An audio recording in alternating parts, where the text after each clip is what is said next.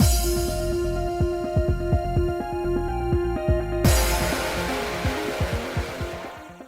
guys, it's Spacey Sims, and we are back with more Paradigm Paradox, continuing Hugo's route.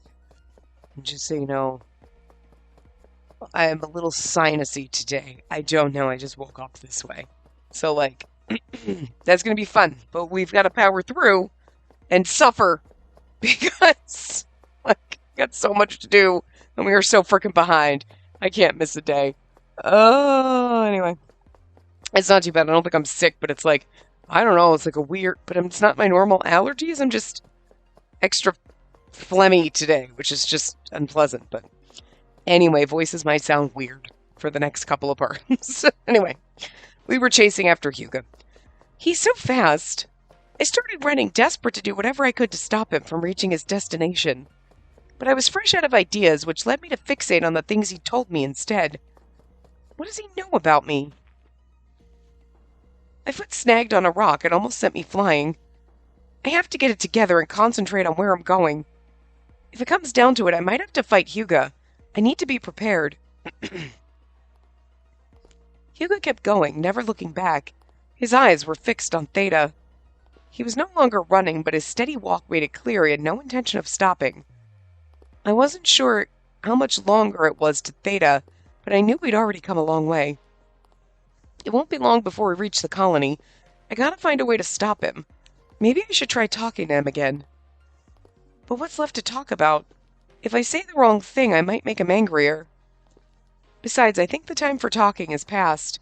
It won't be enough to make Hugo stop. But I was spurred on regardless, pressured by our approach to Theta. Wait a sec! Grab his arm, hug him from behind. I want to hug him from behind, but I don't think that's the right answer for him right at the moment. Yeah, grab his arm is the right one. Wait, please wait. I clung to Hugo's arm. I knew he'd shake me off in a second, but it was all I could think of doing. What are you doing? I'm trying to stop you. I tightened my grip on his arm. So you're resorting to force? It's not force, it's a request. Just stop, please. Pretty gutsy of you to ask me to do that. Your plan, it's completely meaningless. And I think you understand that on some level. I thought he might pause for a second, but then... Just shut your mouth! Did he just slap me? He threw me off so roughly, the recoil flung me backwards. Ow! It was a hard landing, but I wasn't badly injured. I started to get up. I couldn't stop now. This is like a normal sprite for him, but it's also like a... Did I just throw her? Fuck. Kind of look. Huh. The look in his eyes. I saw the smallest hint of concern there. Yeah, because he was just trying to shove you off, doesn't realize his own strength and sends you flying. Doesn't mean we stand that kind of behavior, but whatever. We like it when they freaking call us idiots, so. Was Hugo worried about my fall? In any case, he had a softer expression than his usual trademark scowl. Please don't attack any humans.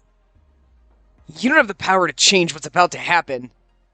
The spark of concern I thought I saw in Hugo's eyes disappeared, replaced by his usual scowl.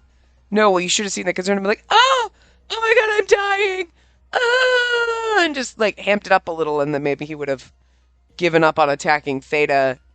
And maybe it would have been a Hail Mary pass, but it would have been worth trying. If you're not ready to give every human what they deserve, then don't bother coming with me. If you get in my way one more time, I swear I'll kill you. And tell me everything you know about my life that I still don't. What is it? What am I in the dark about? Who knows, if I find out, I might wind up sharing your opinion of humans. Listen, you... The more I insisted, the more Hugo hesitated. He looked confused, conflicted. I started to hope that maybe, just maybe, I could bring him around after all. Sorry. But just as I was summoning my courage to make that last convincing push... Hugo seemed to spot something in the distance. He gasped and his eyes widened. His face... stiffened into an expression that was unlike him. Panicked, I followed his gaze. Interesting. I saw several shapes off in the distance.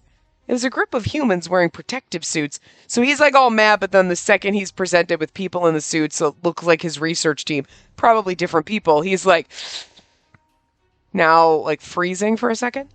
Are they researchers from Theta? Only researchers went outside the colony, and if they were wearing protective suits, then they couldn't wander very far from safety.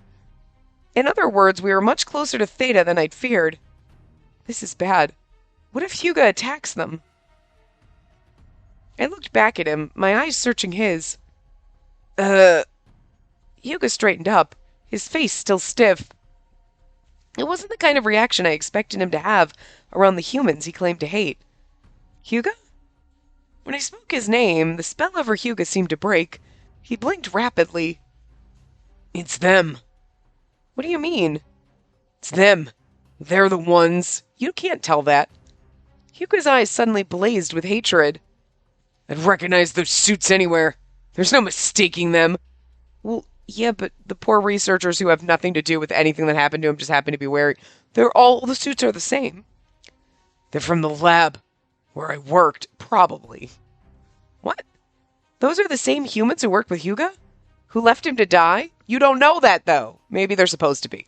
But, like, they're from the lab, absolutely, because they're wearing, like, the lab uniform kind of... like, outside door suits, but you know what I mean. Whatever. My brain's not fully functional right now.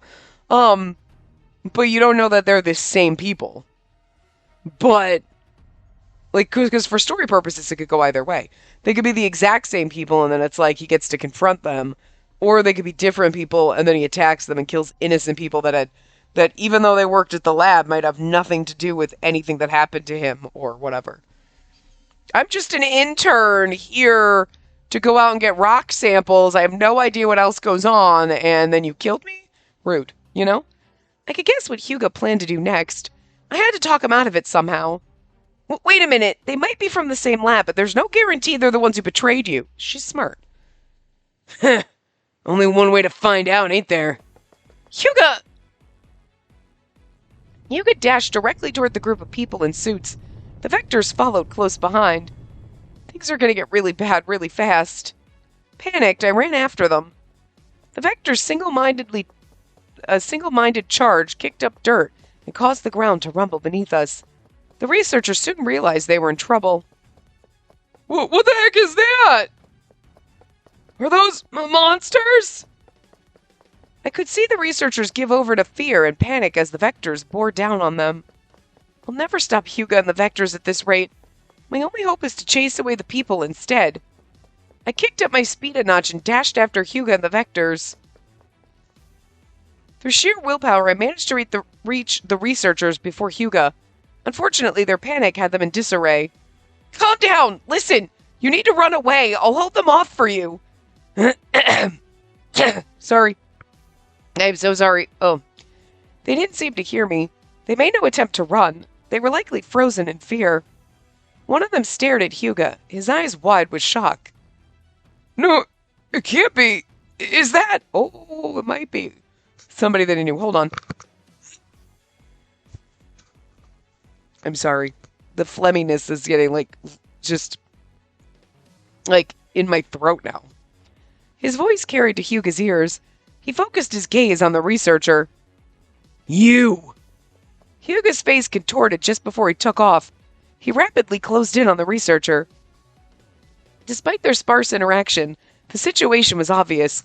That researcher in particular was clearly one of Hyuga's treacherous colleagues. Then that man is in mortal danger. Okay, if he's just one of the people that was there and teased him and was an ass, probably deserves to be bitch-slapped around a little. But, you know, only the one that pushed Hyuga and left him to die and used him as bait, that's the only one that really deserves to die and be tortured. That's all I'm saying. If Hyuga got his hands on that researcher, what he'd do next would erase all trace of his remaining humanity. That haunting thought popped into my mind out of nowhere. I'll kill you! I didn't have time to think. I just reacted. I threw myself between Hyuga and the researcher. Stop Hyuga, attack him directly. Augment his attack power. Augmenting his attack power is like usually enhancing it. I feel like that's bad. So I feel like we should try to stop him or attack him directly. Probably try to stop him, because attacking directly usually leads us to death. Okay. Usually leads us to death, meaning this is going to be where bad ends happen. We're getting a lot of where our bad ends happen pretty fast already. I don't remember, like... So we... Oh, we attack him directly! Interesting. Okay, I would have said that was going to kill us, but... Maybe he appreciates the violence. There's only one option left. I've got to attack. My mind made up, I used my powers to lift a rock and fling it at Hyuga. Sure enough, Hyuga staggered. Now! I lobbed another attack at Hyuga, aiming for his feet this time. Thankfully, I got Hyuga to stop in his tracks. Damn it! Get out of my hair! First, calm down! I really wish my brain is like, no, nobody in the history of calming down has ever calmed down by telling them to calm the fuck down. Like, that has never actually worked. Doesn't matter if I'm calm as a monk or as mad as a rabid dog. I'm still gonna kill that man. Hyuga's eyes brimmed with rage. I have to stop him. I can't let him hurt anyone. I held my ground and stared him down. What? What do you intend to do? Why are you going to such lengths to protect him? I can't stand by and watch you kill someone. He barely counts as a life. He's lower than scum. Why help him? When I was a human, he tried to kill me. I have the right to end his miserable existence. Okay, if he's the one that actually shoved you, I kind of understand your point. No, you can't. If you do that, you'll become a monster yourself. I turned to the researcher cowering beside me and tried to send him a signal with my eyes. The guy should have run at this point instead of sitting there like a little pussy. All I'm saying, you were making fun of Hyuga for not wanting to be outside and being cautious. Oh, big fat baby, oh, whatever. And now look at you. Now who's wetting his pants? Run! Now! But Hyuga took that moment to rush forward. Move it! Hyuga's attack sent me flying. It was far stronger than any attack he'd used up till now. I hit the ground so hard I lost my breath. I just... Hyuga looked down at me and I thought I saw something like hesitation in his eyes. He looked away and seemed to calm down a bit. His attack was strong, but he didn't intend to hurt me for real. It's kind of funny. He's like, get the fuck out of my way! And then he shoves you and he's like, oh god, but I'm sorry, I didn't mean... Like, it's kind of interesting that his rage is getting the better of him, right? You know what I mean? Like, he's like, I'm gonna kill that guy. Like, but then the second he shoves you out of the way, he's like, actually, are you okay though? Like, that almost brings him back around to, like, realizing that, like, he's a better person than that. But, like, it's hard to see around that anger and rage and everything that you feel toward those certain people until someone else has come in the picture. And you're like, I don't want to hurt you or anybody else. Like, just that guy, you know? Granted, my mind was fuzzy. I wasn't thinking straight, but somehow I knew it was true. Because, like, real douchey people don't give a fuck. If they're going after somebody, like, he's going after if he was a real asshole, he wouldn't give a fuck if he hurt you. Like, no fucks given. He'd shove you out of the way and be like, shut your fucking mouth, and then go after. You know what I mean? But the fact that, like, he's like, wait, like, hesitating is like, his rage is getting the better of him and making him do stupid shit. Not to say that you still need to manage that shit. You don't bully people or beat people up. You know what I mean? Like, this is like, you don't beat your wife just because you're mad about your job. You know what I mean? Like, there's no excuse for that. You need to learn to fucking control that shit.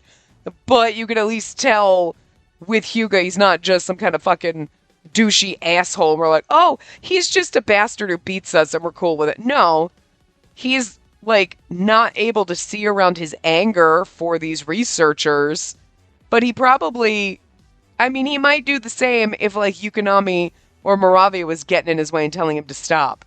But the thing is they wouldn't. They'd be like, yep, no, go for it. You know what I mean? So he's never had someone step up and be like, no, stop, you're being crazy.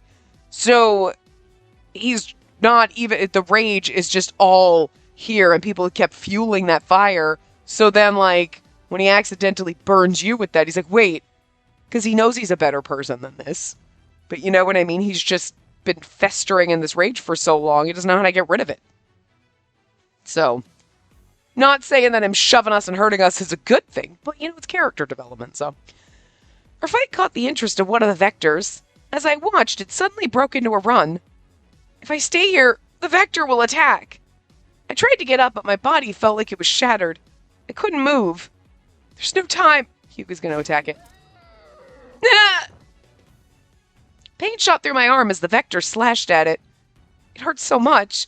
And this wound, The Vector hit me in the same place I'd been slashed before, back when my superpowers had awakened. Is that a coincidence? Or just fate? That's it too. Like, I didn't think of that. Because, I mean, like, we keep going back and forth, like, so they're like, oh yeah, no, the blooms, whatever, and they don't tell you your vectors, but Moravia is. How is Moravia a vector if she's just like us? And it was like, are we part vector or whatever? But it seems to be more like yes, because I kind of forgot about that. Like, yeah, we were attacked, but I forgot it scratched us. And she's never put those pieces together, and I think that's why I forgot about it, because she's usually on the ball.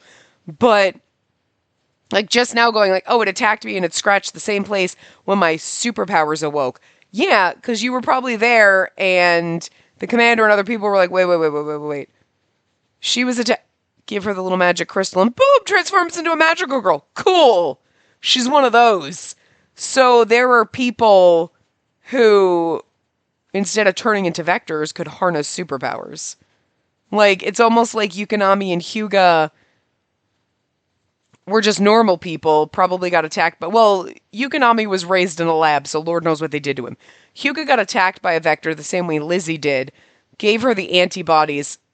Lizzie might just be part vector and, like, I can breathe outside and whatever, and I don't have any other side effects, and maybe she'll never be able to transform if we don't give her one of those little crystal-y things. But if she could, she'd be more like Yukonami and Hyuga, where, like, half monster, half human type thing, as opposed to magical girl, because those of us who turn into magical girls are somehow super special. You know what I mean? Where you have, like, the super special people, there's something in our genetics or something, our DNA, that allow us to harness the abilities and become superheroes, whatever. But everybody else, if you give them the antibodies and then give them that little magic crystal thing to harness their powers, why do I cannot remember what it's called? Whatever, it doesn't matter, a little amulet thing.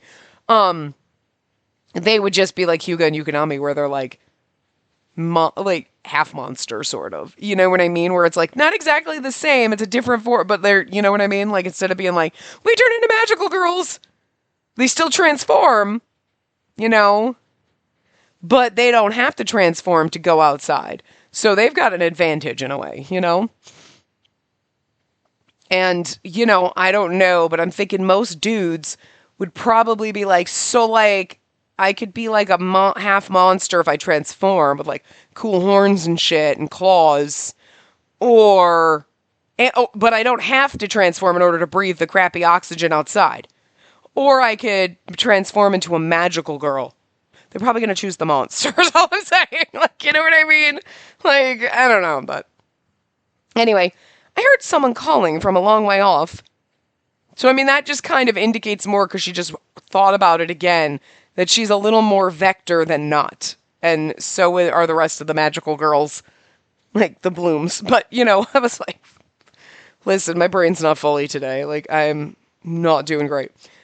I'm okay. Don't worry about it. Don't worry about it. We got a lot of fucking shit to do.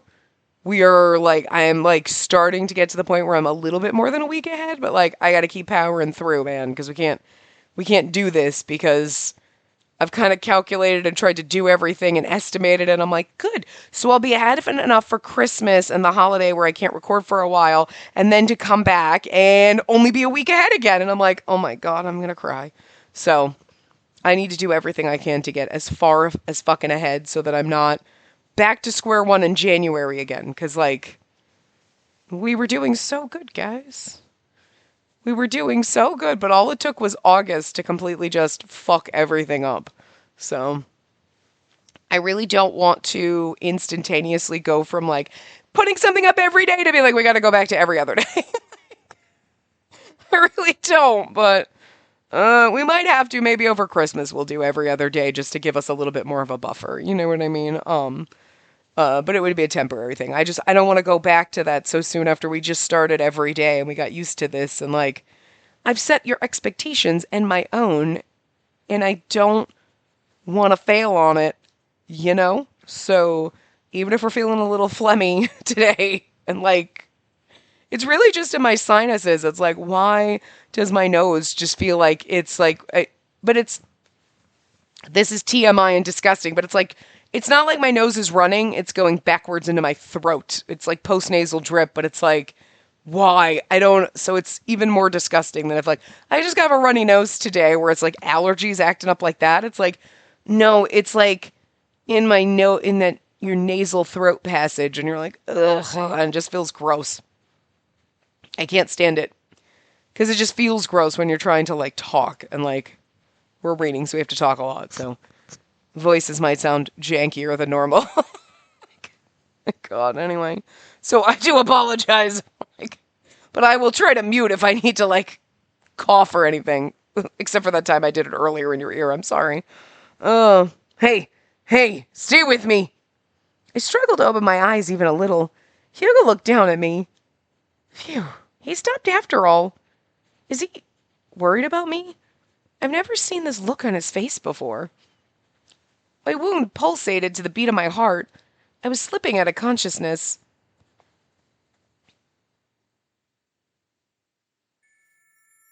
I feel so heavy, like I'm sinking into deep mud.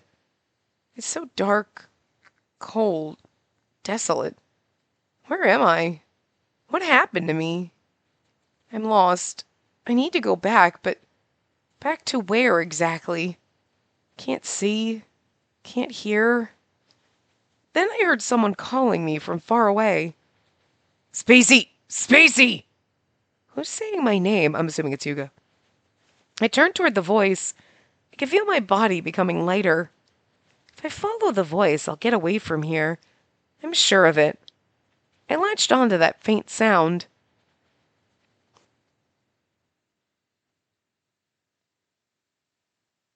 I opened my eyes and saw a familiar ceiling.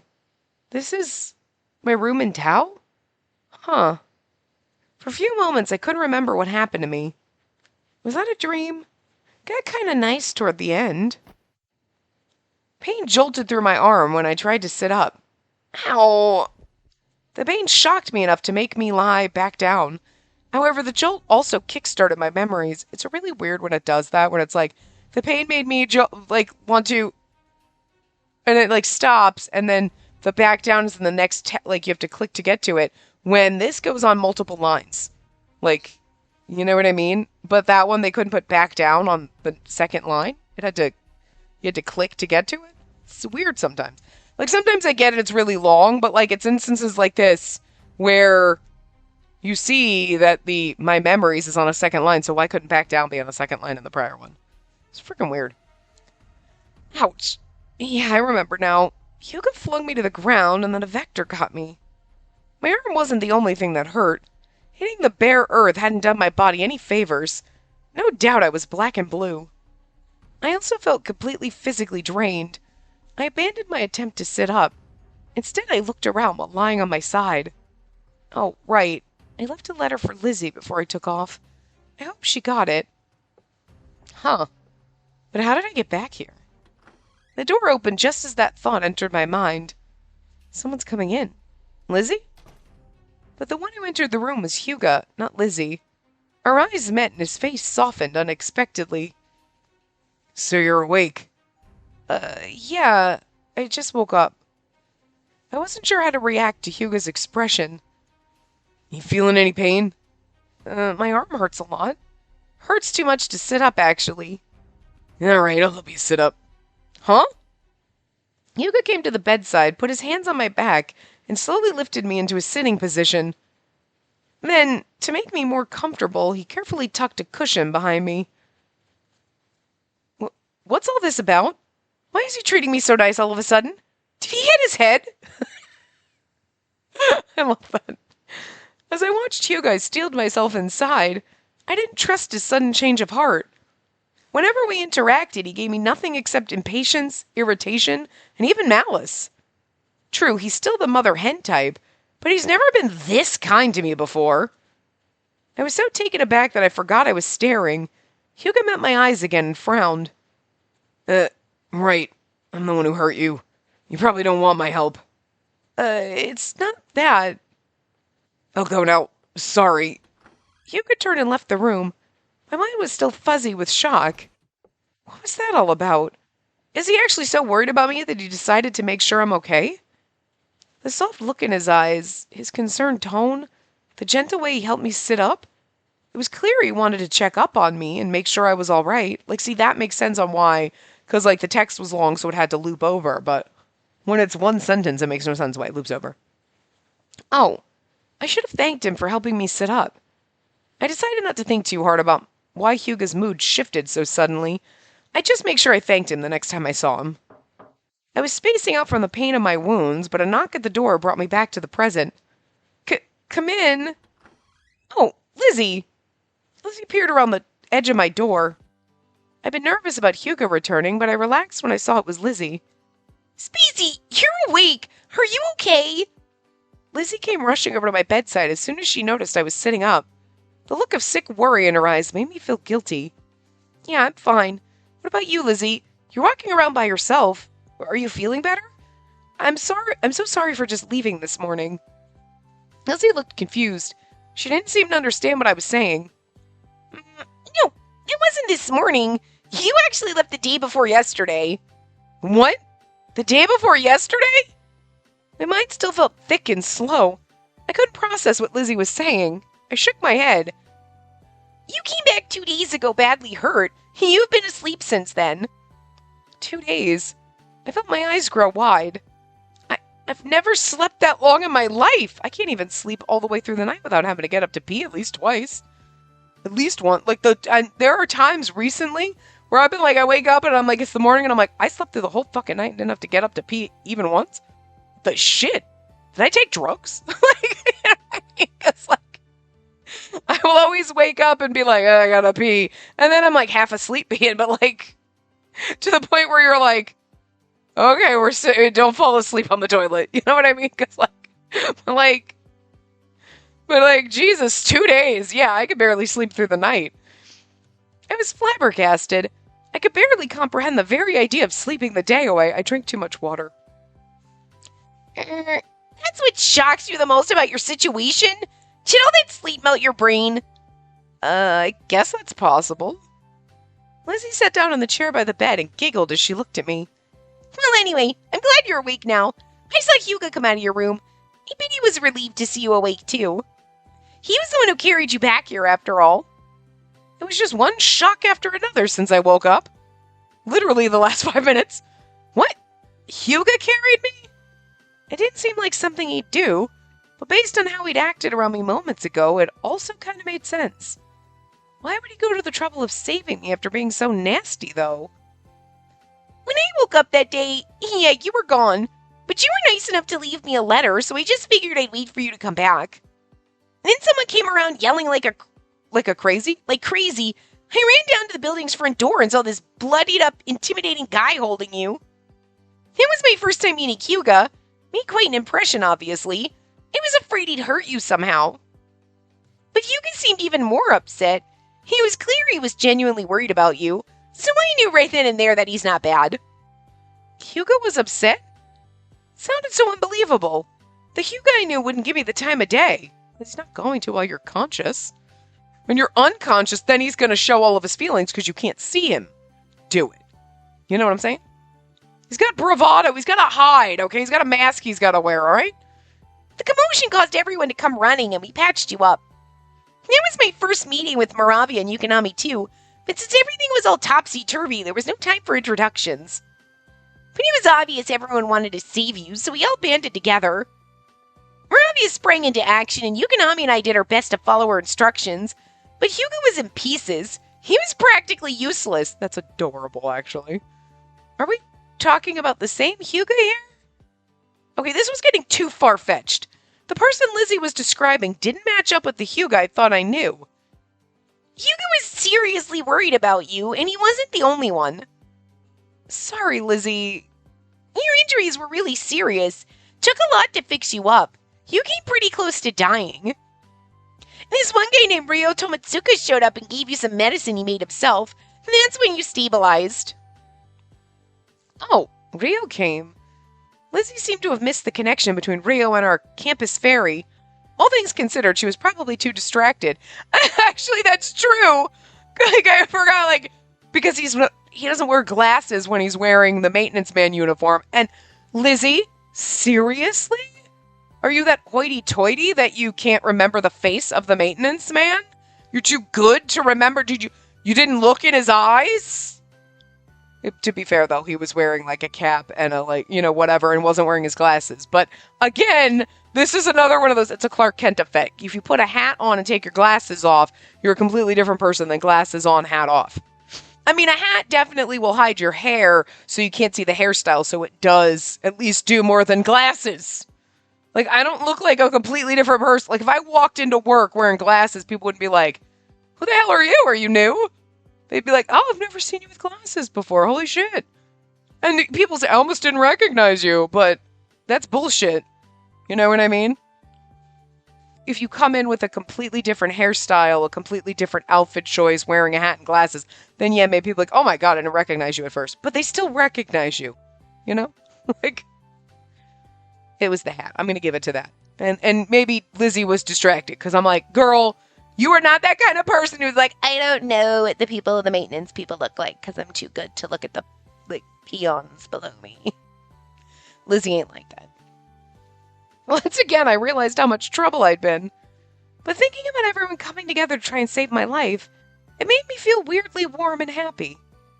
Thank you, Lizzie. I guess I'd better thank the others too, huh? I'm just so glad to see you're feeling better. I'm sure the others will be relieved too. Especially Hyuga. He parked by your bed at first, and when your condition improved, he still came by several times a day to check on you. When Lizzie said that, I remembered how I heard someone calling my name when I was near comatose. Was that Hyuga's voice? Yes. Maybe it was. Or maybe I was totally off base. After all, everything's hazy in a dream. Hyuga was seriously shaken up. The whole time he was by your bed, he had this expression, like he was the one dying, not you. He also mumbled something about how he was the one who hurt you. Is that true? What actually happened out there? No wonder Lizzie was confused. She wasn't around to see all the times Hyuga snapped at me. I filled Lizzie in, painting a picture of everything that happened between Hyuga and I. From what you've seen of Hyuga, it might be hard to believe, but he hates humans, and he's been pretty awful to me as well. For all I know, this incident hasn't done anything to change his mind about people. 2 days ago, Hyuga rounded up some vectors and said he was going to attack Theta. I knew I had to stop him, so I followed. He warned me to stay back unless I was prepared to fight humans too. He threatened to kill me. Lizzie's eyes grew wide. Sure enough, she couldn't imagine this side of Hyuga. It doesn't sound a thing like the Hyuga I met. I nodded, but kept going. Despite his threats, I tailed him. That's so funny. He said he was going to kill me, but I was like, whatever, I'm going to keep going. And then he almost killed me. How dare he? I mean, still, how dare he? But at the same time, it is kind of like, he said he was going to kill me if I followed him, so I followed him, and then he tried to kill me, and what a dick. It's like, what did you expect was going to happen? It's not just her, it's basically, that's like a common trope in things.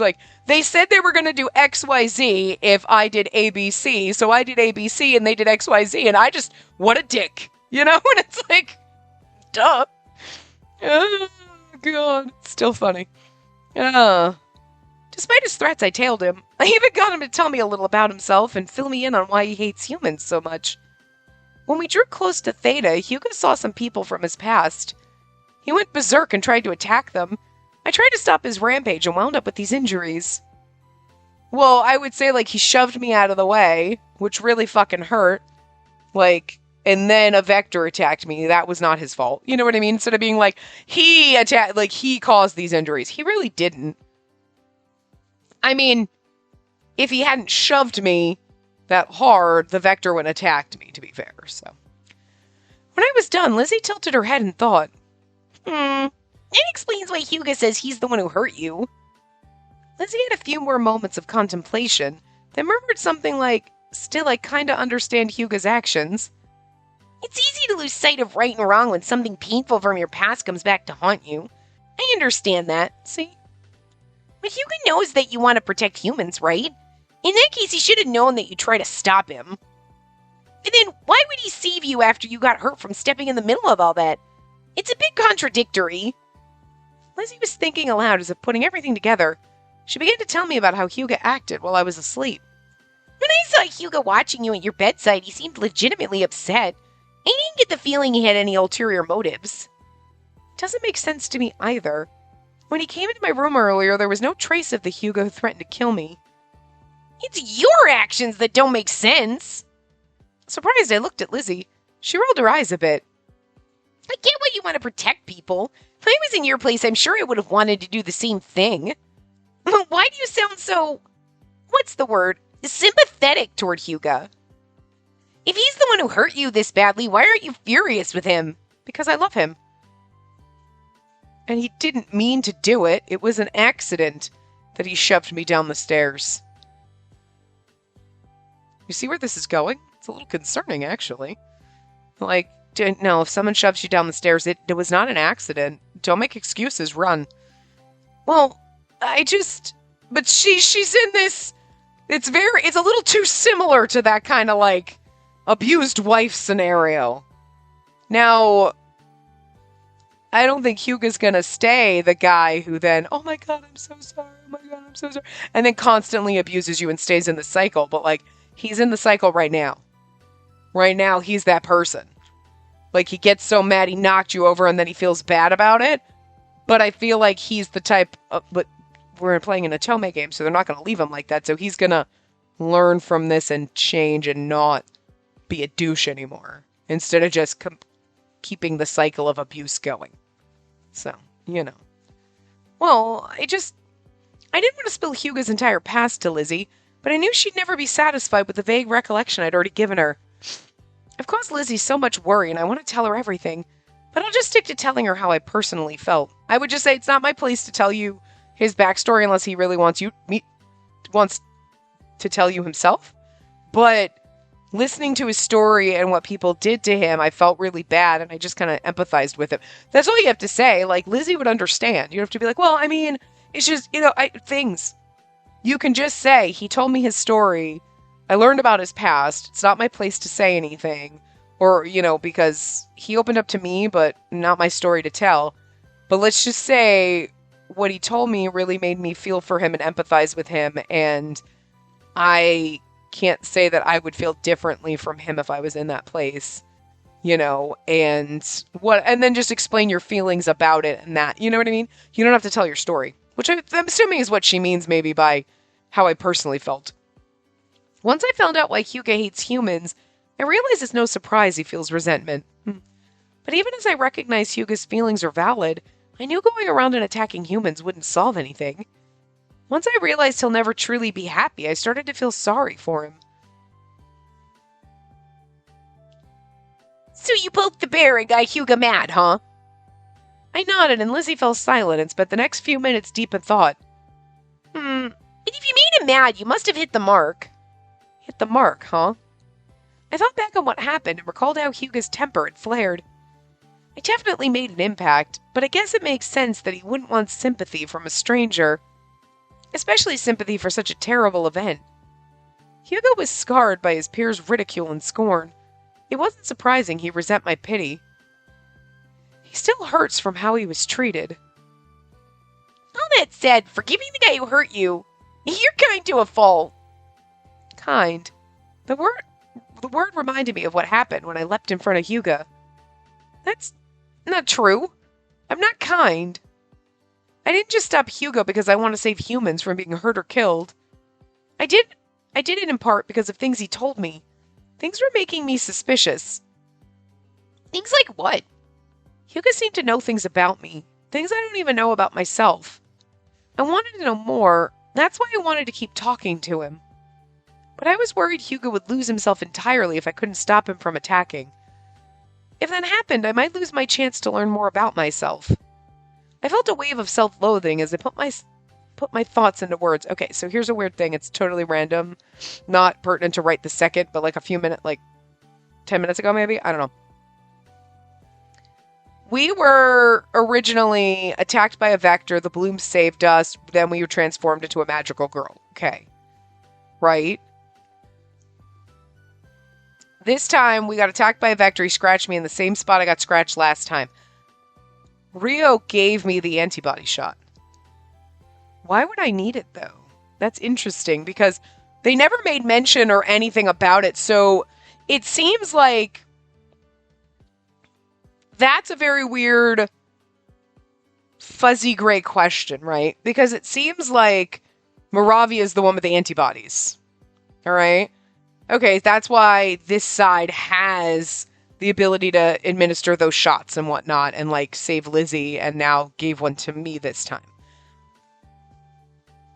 But how... Okay, but also, something when I first transformed or whatever, we saw in the common route Rio giving something to Moravia, which seemed like probably my blood.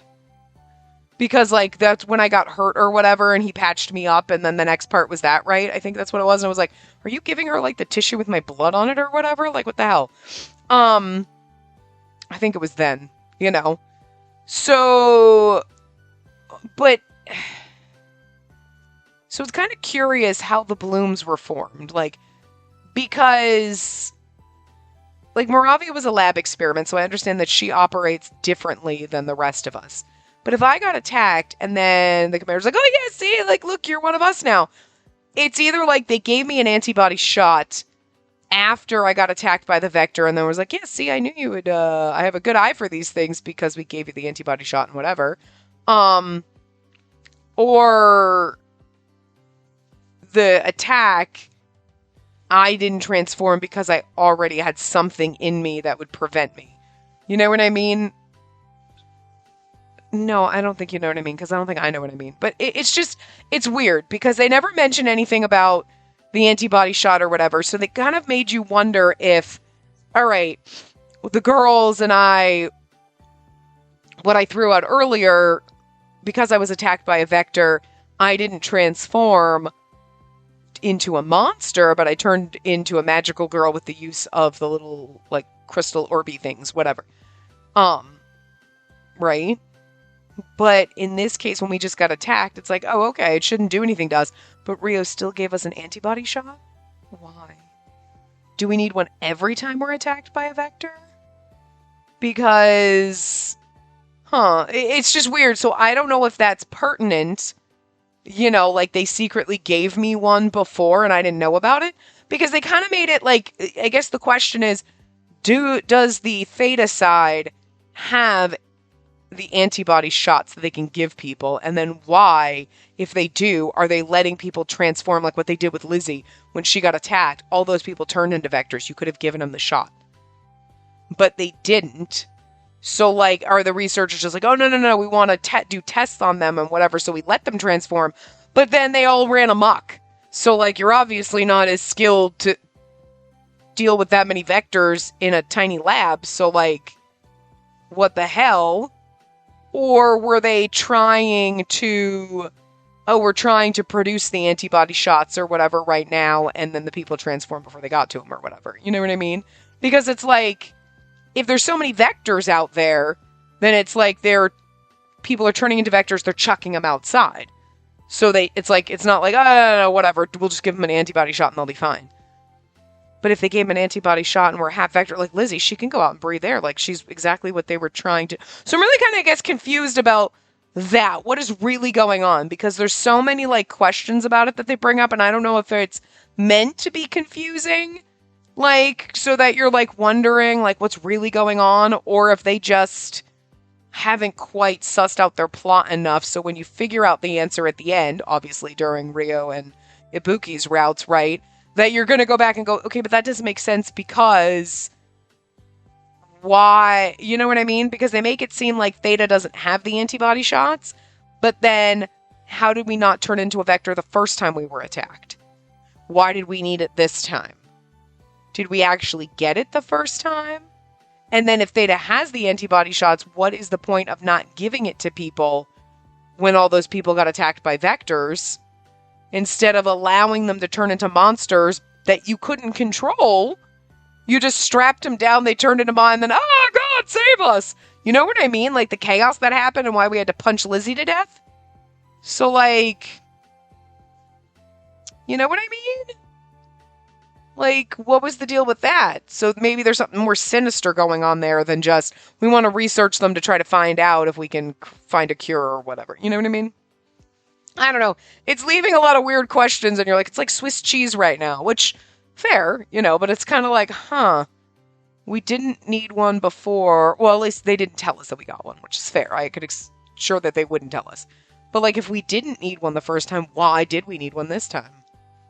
Like, is it like, well, the first time you got attacked, you turned into a magical girl, but if you got attacked again, like, then you're going to turn into a monster? Like, but, like, it doesn't seem like that would be the case with Moravia.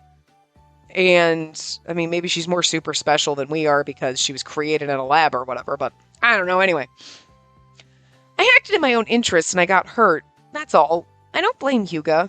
It's my fault. Unless Rio was like, oh yeah, I know I'm going to give her the antibody shot because he didn't want other people to know. But, like, everybody else seems to know about me, things that I don't. So, like, if Lizzie had asked, you know, like, oh my God, are you going to give her the shot? He's like, oh yeah, no, I administered it, even if he didn't. But they made a point to bring it up, so it sounds like he actually did. So I'm just confused about that. Like, you know? It's interesting that they specified it. And again, it could just be a loophole that they were like, whoops! Yeah, we gave her that and we forgot she didn't need it. Where then later on in the game, you're like, that didn't make sense. See, they put that in there and it doesn't make sense. But the fact that they pointed it out feels like it should make sense somehow. Later, obviously. But anyway. I laughed self-deprecatingly, but Lizzie shook her head. Well, your selfish act wound up saving someone's life, you know. So I think everything's square. Saving several people. There was at least 2 researchers there. Anyway, even if your reasons were self-serving, most people wouldn't act as a human shield.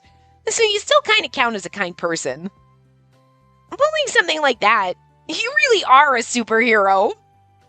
Lizzie chuckled and stroked my hair softly, which made the guilt in my chest recede a little. Lizzie, but letting yourself get injured in the name of kindness. Yeah, don't do anything like that again, okay? I was seriously worried. If you die, I'm gonna resurrect you and kill you myself, asshole. Sorry to worry you. I won't do it again. You better fucking not. Good. Anyway, I'm well now, so it's my turn to nurse you back to health.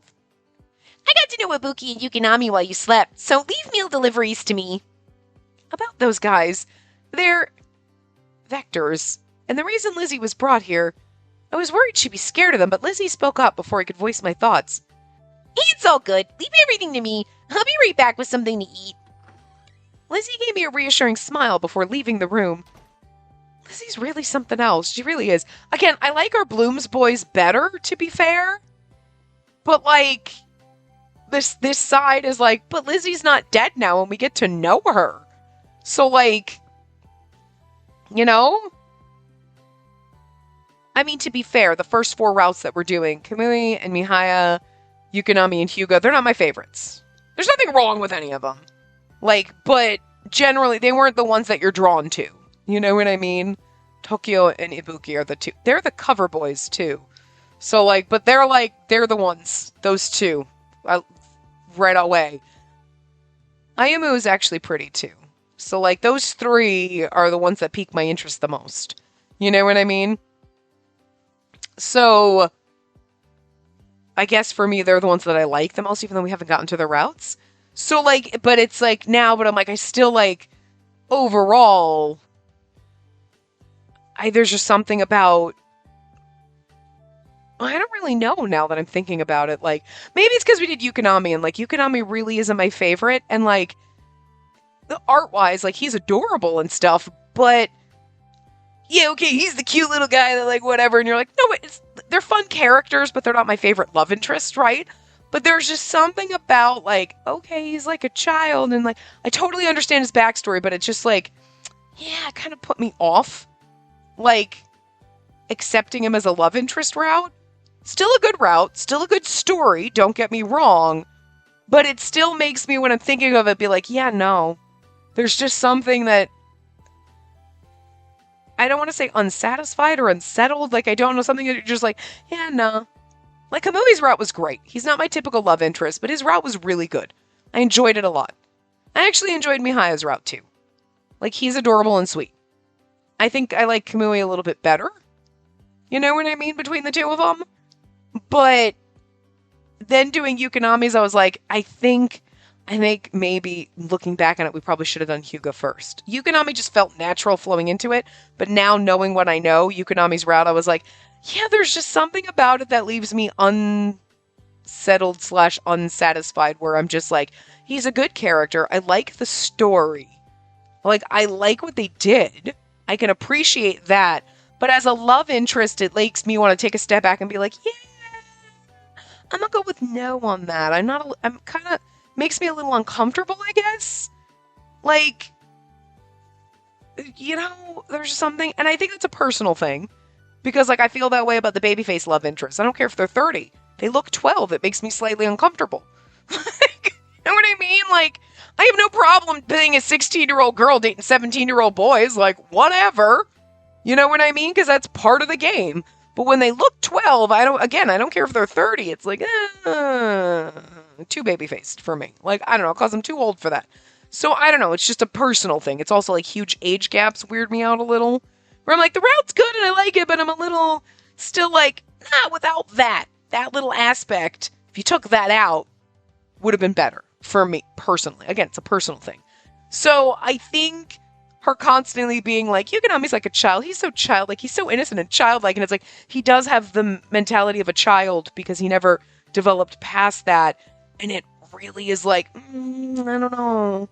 don't know. It kind of makes me feel slightly uncomfortable. Like, even though you're like, no, the route's really good and he has moments. And then he has moments where he's acting like a normal 19-year-old adulty person who dealing with all this shit. And like, yeah, you could be childish.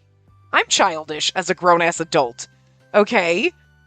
But you know what I mean? But it's different than being like, I don't understand what is love and what, like, you know, when like a 4-year-old asks you questions and you're like, how do I explain this to a child? You know what I mean? Like, there was a difference between you're being a little childish and acting a little silly, you know, playing with your toys, like, you know, whatever. Some people would be thinking like playing Atome games is childish or playing games is the amount of people who think adults can't play video games is just fucking ridiculous. You know, collecting all my anime merch is childish or playing Legos is childish. Yeah, okay. Unless you're a dude, then it's fine. Whatever. You know what I mean? Like, there's things like that are like, but it's like, that's totally, like, you can do those things. You can enjoy watching Disney cartoons as a grown-ass adult, okay? You don't have to have kids to go see Finding Nemo. I went and made my ex-husband take me. We went and saw Finding Nemo. We were like the only 2 adults without kids in that theater, but like, I had a blast, okay? Fuck that shit.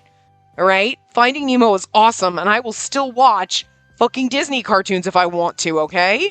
Like, they're good. Most of the time. But, you know what I mean? So there's people that's childish. It's okay to be childish and feel and do youthful type things and not be a boring beige ass adult, okay? The world is more than just beige and gray, okay? Grayish. So that's different than having the actual mental fortitude of a 6-year-old where, like, you really comprehend absolutely nothing and you never developed past that. That's where it gets a little disturbing. I know he was past that, but still, you know what I mean? That's where you're like, that's where it gets slightly uncomfortable for me. Not that he's goofy and, like, maybe being irresponsible and acting childish. It's the fact that he literally only comprehends things up to, like, maybe 12 years old. And you're like, that's kind of concerning. Like, I get it's because he was born in a lab and it'd be no different than, like, it's an alien not comprehending human stuff. But they didn't make a point of being like, he's like an alien. He's like an alien who doesn't understand being human. If they made that comparison, it wouldn't have been as weird to me as the, like, he's like a child inside. He's like got the brain of a child. Okay, maybe you shouldn't, like, romance him. It's a little odd.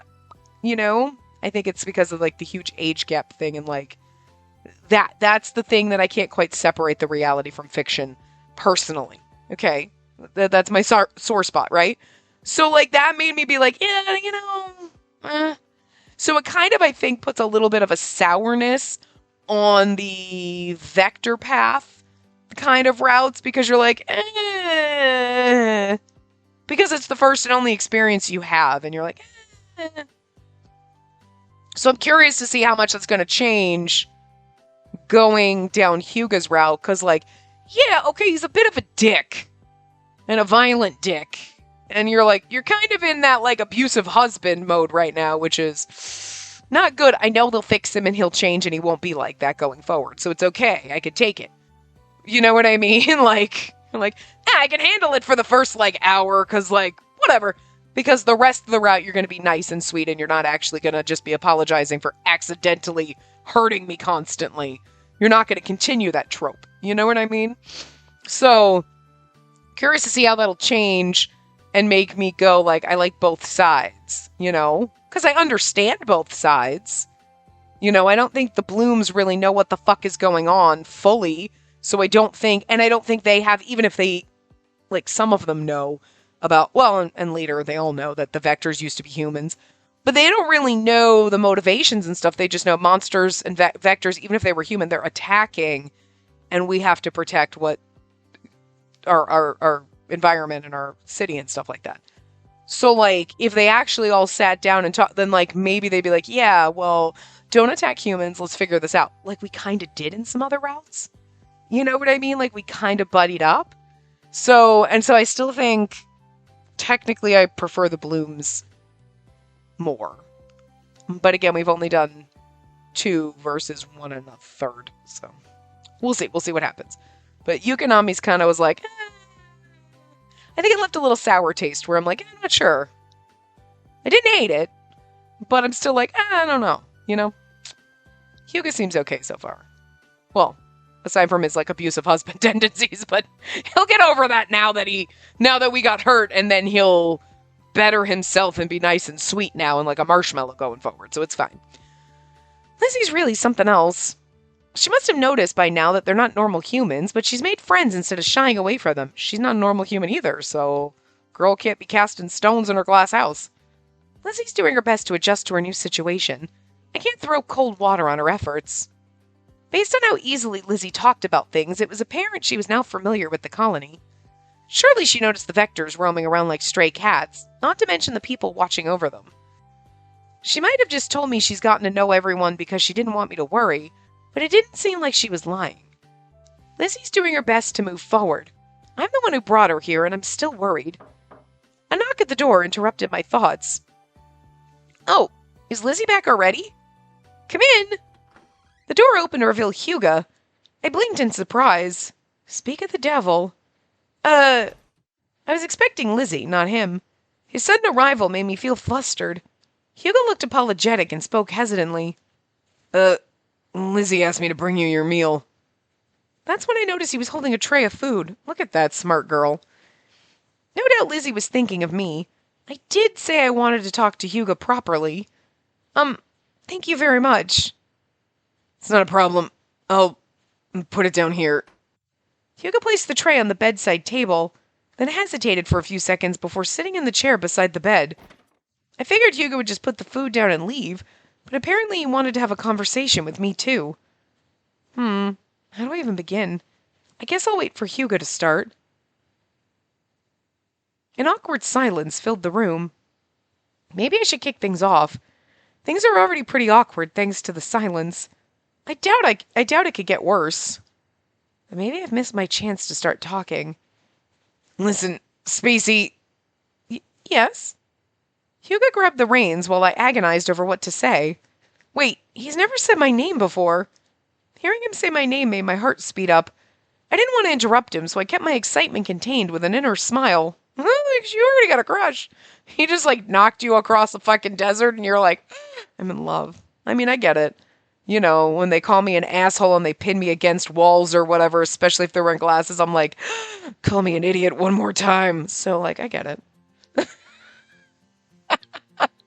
Sucker for abuse. Hugo looked kind of embarrassed. How's your appetite? You feeling any nausea? You've been feverish this whole time. I have?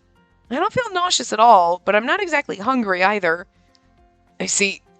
Well, if you feel like eating, go ahead. Eating's the best way to get your strength back. I finally had my chance to say thanks. Lizzie told me you stayed by my side the whole time I was unconscious. Thank you. And I feel a lot better after sitting up. Thanks for helping me do that. Finally! We're having a conversation! If I kept the ball rolling, maybe I'd get a chance to ask him about the stuff I wanted to know.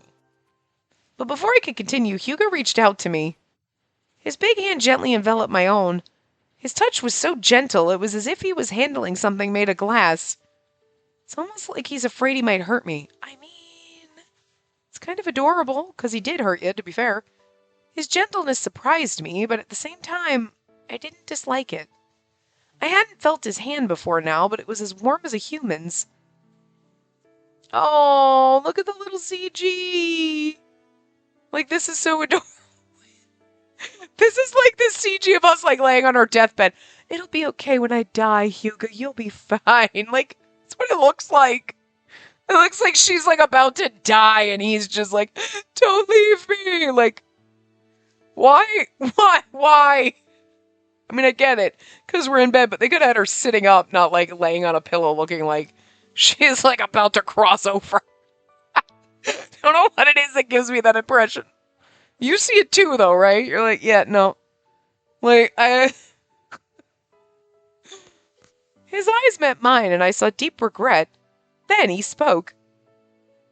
Sorry. His admission of guilt was succinct but hesitant, and almost inaudible. Still, I could hear the sorrow and guilt in that faint apology. When you were injured, when I saw your blood, I think I really started to see you for the first time. I think you put everything on the line to save strangers, and that's when I knew you weren't just blowing hot air about helping people. I'm really glad you pulled through. I decided to ask the question on my mind. You're worried about me?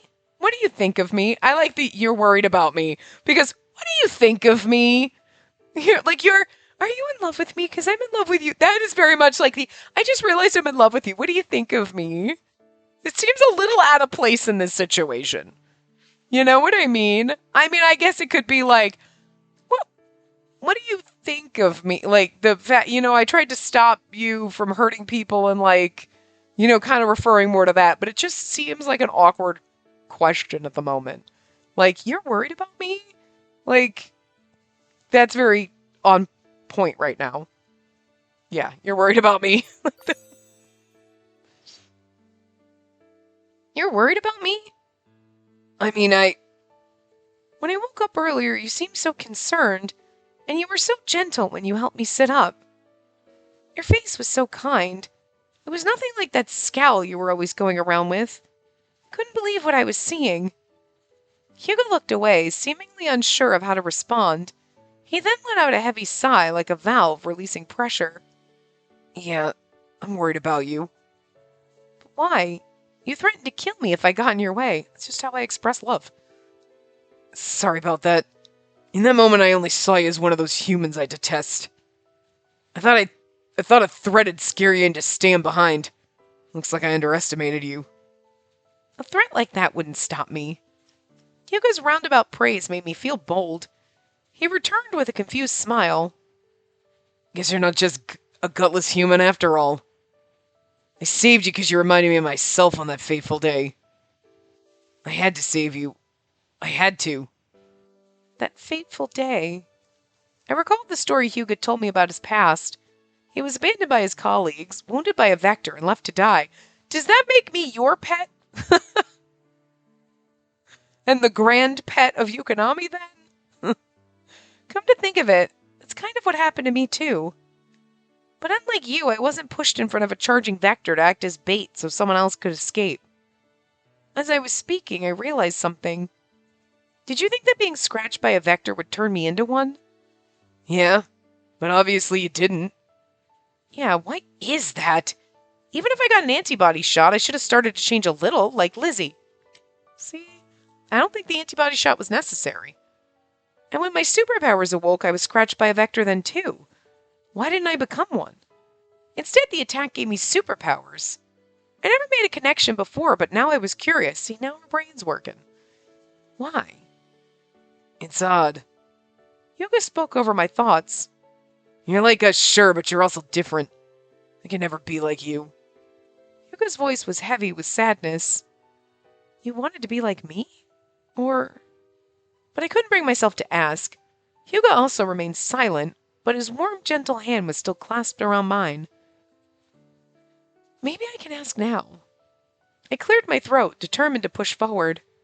What is it that I don't know? Spacey, you know something about me that I don't know myself, right? Please, tell me what it is. I know we're over, but I talked a lot in this one, and the scene's going on, so we're going to keep going until the scene's done. Unless it takes like an extra 10 minutes from now, then we're just going to have to cut in the middle. I hate being kept in the dark like this. I want to know as much as I can so I can make up my own mind about how I should feel. A sad expression descended over Hyuga's face as he listened to me. Sometimes ignorance is bliss. I'll take informed regret over blissful ignorance. If I don't hear the truth, I'll lose track of the right path to take. Then I'll have come all this way for nothing. So please, tell me.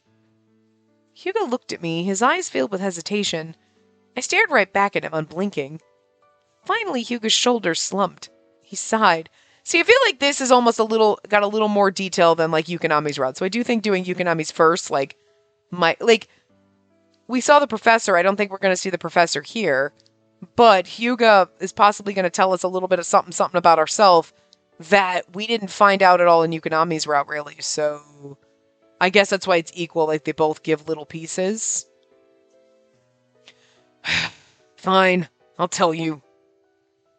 My heart leapt at Hyuga's response. But my face lit up just as Hyuga held up a finger. Not till you eat. You might lose your appetite completely once you hear what I have to say. Hyuga's warning pushed me to give voice to a thought I'd had for a while now. What? Has anyone ever told you you're a bit of a mother hen? Maybe. Hyuga's face turned beet red, which was really the only answer I needed. Then he rescued himself by changing the subject. How's your arm? If you can't feed yourself, I can always... No, thanks. I'm fine. I can eat by myself. As soon as I realized he was going to suggest feeding me, I turned him down, flustered.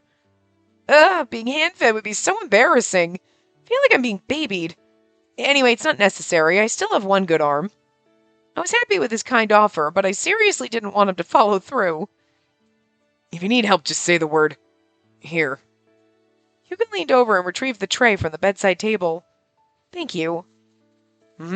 Take your time. I began to eat slowly as he suggested. It soon became clear that even the act of eating was exhausting. Lying in bed for 2 days had clearly sapped my strength.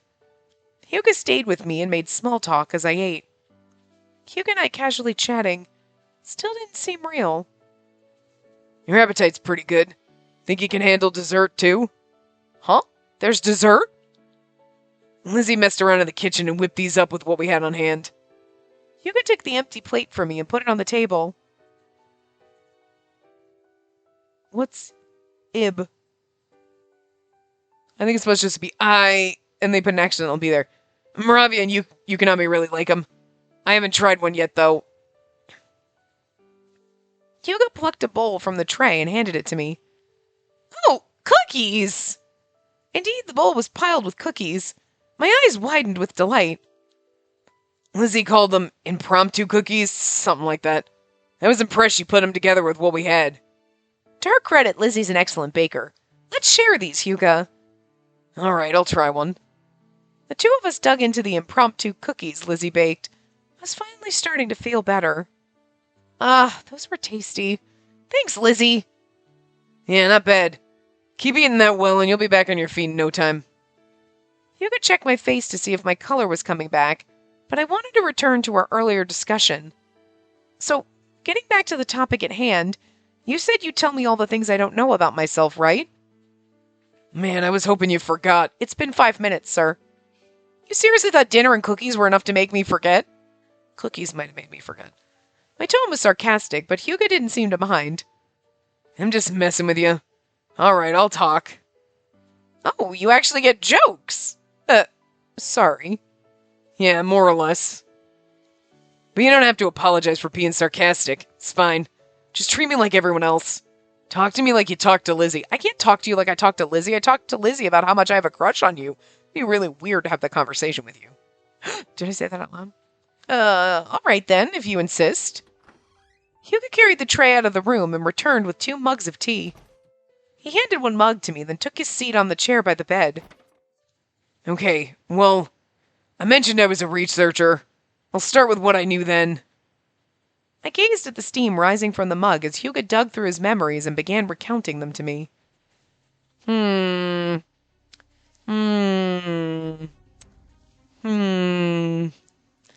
have a feeling this scene's going to be at least another 5 minutes or so because he's going to tell us secrets.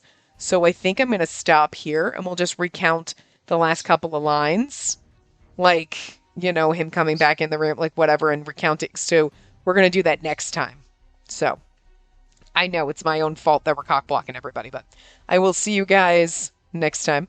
Remember to give the video a big thumbs up and subscribe to see more.